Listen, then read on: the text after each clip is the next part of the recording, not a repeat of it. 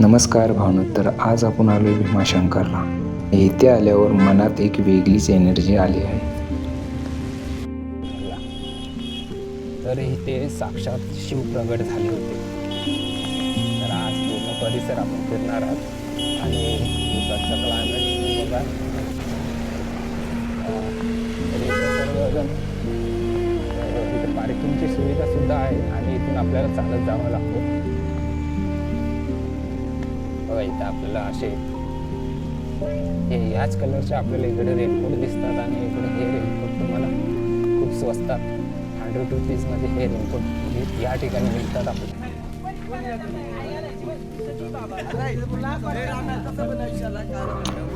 जर इथे याचा विचार करत असाल ना, तर हा व्हिडिओ नक्कीच पूर्ण बघा. तर ही जी तुम्हाला रांग दिसत आहे ना, ती दर्शनासाठी लागलेली रांग आहे. या परिसरात काय जादू आहे काय माहीत. मी माझी गाडी 1 किलोमीटर लांब पार्क केली.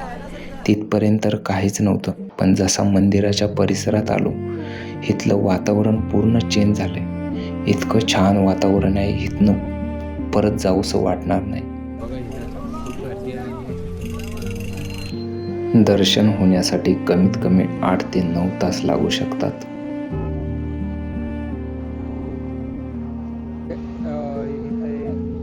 रांग लावायला लागते. इथे लोक वेटिंगला आहेत. कंटिन्यू इथं बसेस चालू आहेत आणि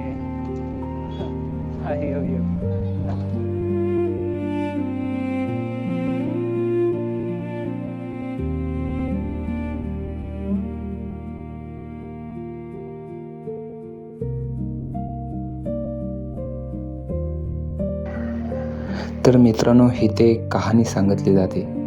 ती कहाणी अशी आहे की इथे एक त्रिपुरा नावाचा राक्षस होता. तो इथल्या लोकांना, देवी देवतांना खूप त्रास द्यायचा. त्याला ब्रह्मदेवाकडून वरदान मिळालं होतं की तो कधीच मरू शकत नाही.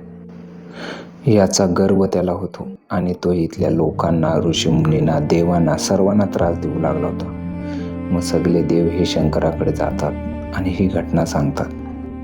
मग त्या राक्षसाला मारण्यासाठी शंकर स्वतः भीम रूपात इथे प्रगट होतात. मग राक्षसामध्ये आणि शंकरामध्ये जोरात युद्ध होतो.